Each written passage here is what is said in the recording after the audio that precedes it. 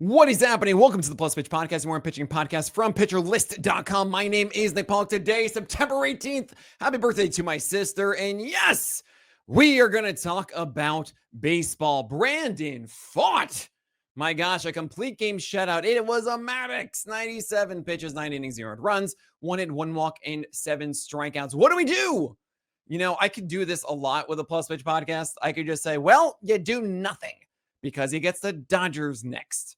And he, yes, would get the Padres if you were to pitch at the end of the year, the last game of the season. It's possible they do that for Pfaadt to make him feel good entering the offseason. I would say, hey, just give him a rest or so. But I don't think I would even start him for that one. I do like the fact that in this start against the Giants, much easier opponent than the others, that Brandon Pfaadt went 4-seamers and changeups to lefties, and then against right-handers focused on the sinker, and then both breaking balls, the sweeper and the curveball. That is fine.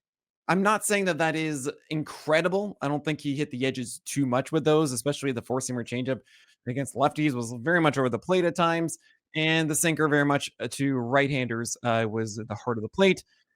It's possible this is what he is moving forward. We've seen him go up and down all season. We've seen him go with the cutters and curveballs to lefties, and then the four-seamer, then the sinker, and all these changes have happened. So to see a new approach is exciting, but how sustainable is it? How much of that attack is going to stick around? It's way, way too hazy. And I'm not going for that with Brandon Pfaadt, especially not against the Dodgers. And it's unlikely for me to do this against the Padres unless it was a dire need for that long leash, as he does have the opportunity to go at least 6 innings there. Tyler Wells against the Orioles, for the Orioles against the White Sox, 6 innings, 1 run, 4 hits, 0 walks, and 4 strikeouts. Once again, Tyler Wells has come through for you.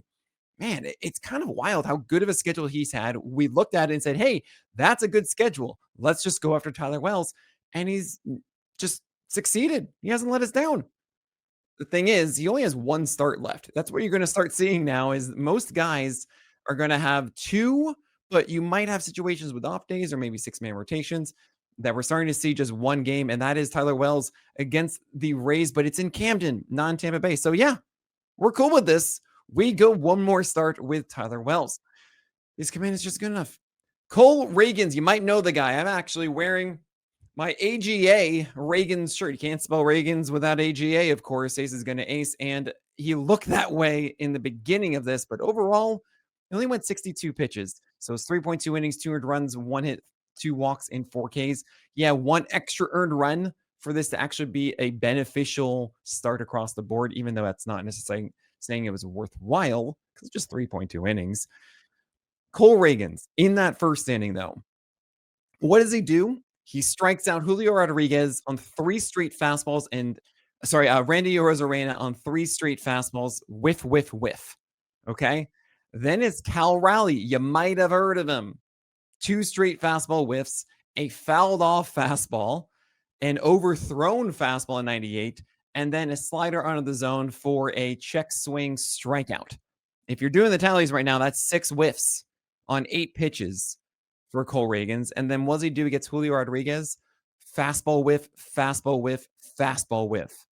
That's 9 whiffs on his first 11 pitches of the game. I don't think I've ever seen that before. It was unbelievable. What I'm unfortunately going to tell you is that he was much worse the rest of the game. His changeup never showcased the ability that we've seen in the last year and a half from Reagans. The cutter made an appearance, but it's not really going to be that major thing. The curveball was a very low strike rate. The four-seamer was really well spotted to right-handers across the game, though. And that's the biggest takeaway for me, that he was able to locate four-seamers. They were 97 in that first inning, and it fell down to about 94, 95 after.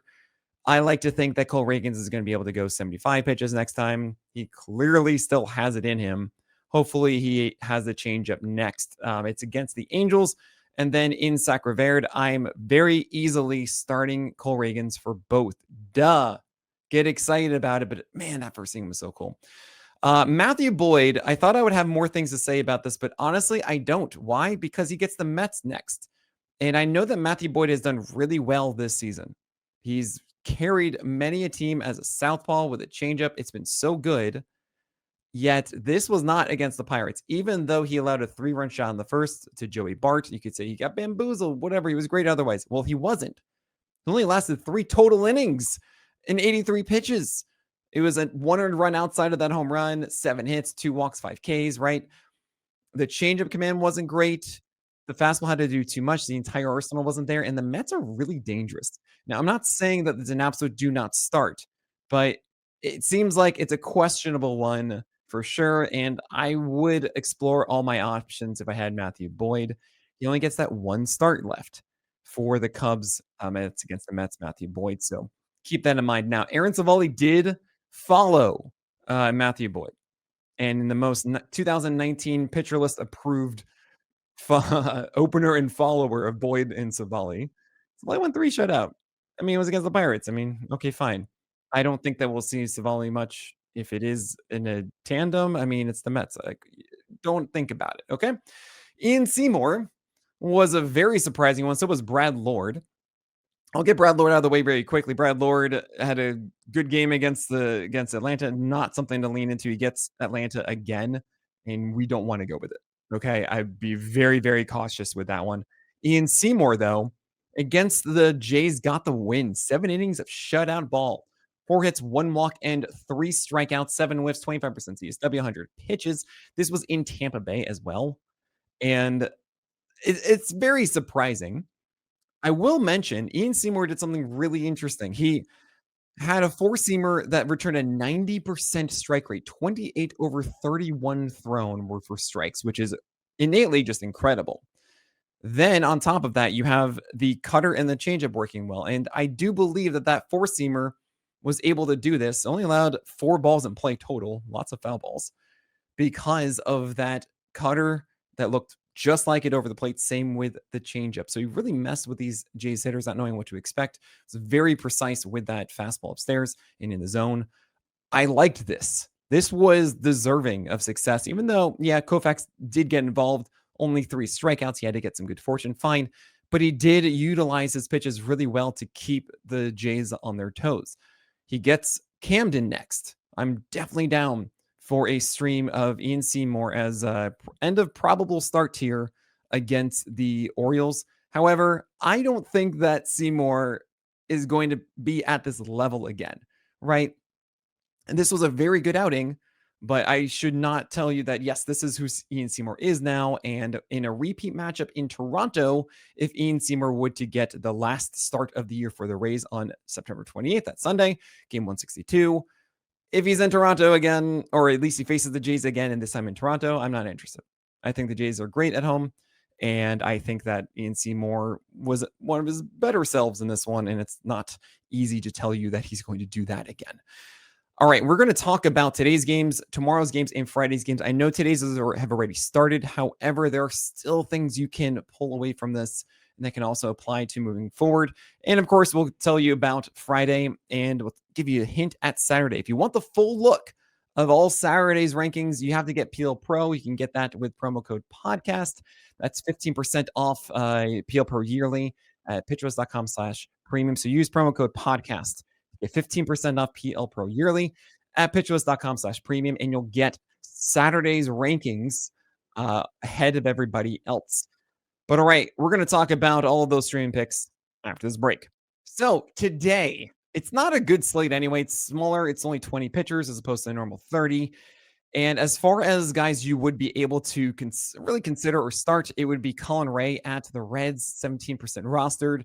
He's this quote unquote stream pick. He's a questionable start for me. I don't really think that Colin Ray is that good. He was able to coast as a Toby for a while. He has a good win chance, and that's why he's here. But there is home run risk as well. And it's possible that the Cubs won't put out their best lineup today. So not my favorite one here. Jonah Tong's going right now. So good luck if you did put him in there. I had him as questionable. You just don't really know what you're going to get with the Vulcan change. Cade Povich is going against his comp, Max Fried, tonight, which is actually really fun. But that means against the Yankees, and I won't do that one. JT Ginn at Boston. It's in Fenway. It's just too risky for that. And I know that some people are in on Tanner Bybee after going a complete game shut. He's going right now against Skubal. I hope it's going well. I think that was a peak performance, but I can't wait to talk to you guys about that one tomorrow. All right, let's look at tomorrow's game. Speaking of which, and my stream pick of the day is Brandon Sproat against the Nationals. I know that they're a lefty lineup, and that might push a few people away, considering he is very sweeper focused. I still think that Brandon Sproat is overall good enough to make that one work. Max Scherzer should be started. I'm surprised he's only 39% rostered. Max Scherzer has been really, really good across this season, especially when he's been healthy.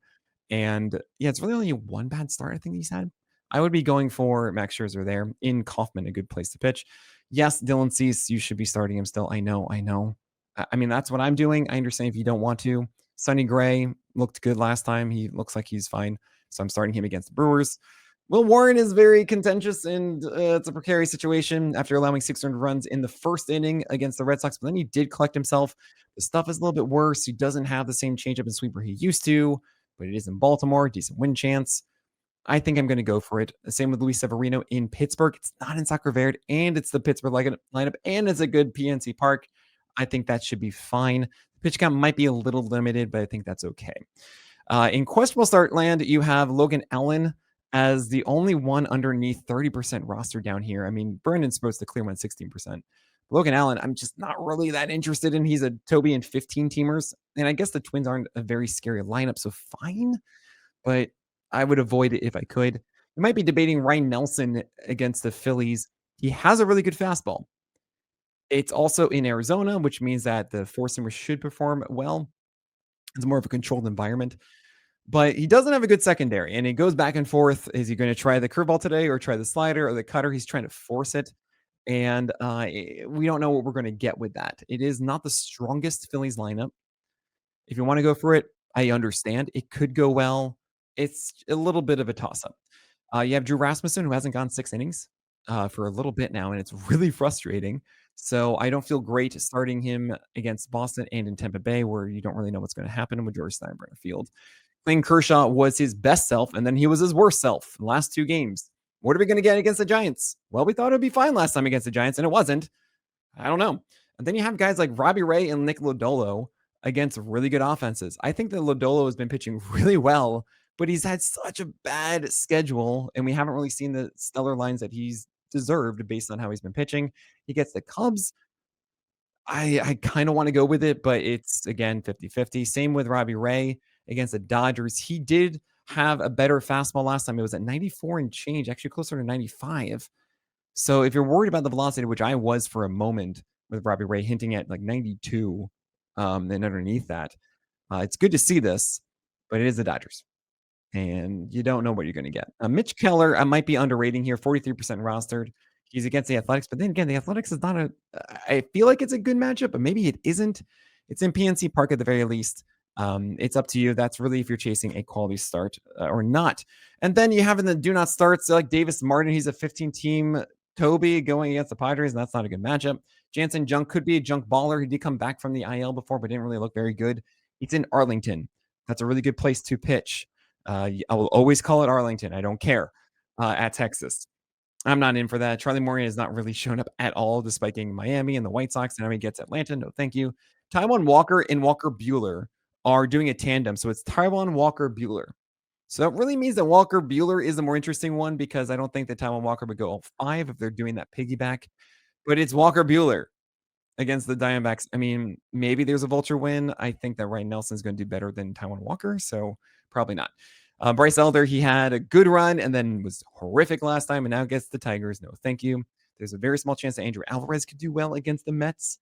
His slider and his curve are the same velocity, but the curve just has more two-plane movement along the same line than the slider. It's very fascinating. I haven't seen that before. And it might be good enough. It's possible. I don't expect it whatsoever. Do not touch Lorenzen. Tyler Mahle gets the Miami Marlins, which looks kind of interesting.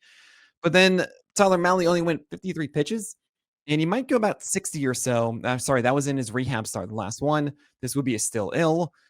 It could be Jacob Latz following here. And if Tyler Mahle goes about 4 innings, you might actually have a vulture win here with Jacob Latz.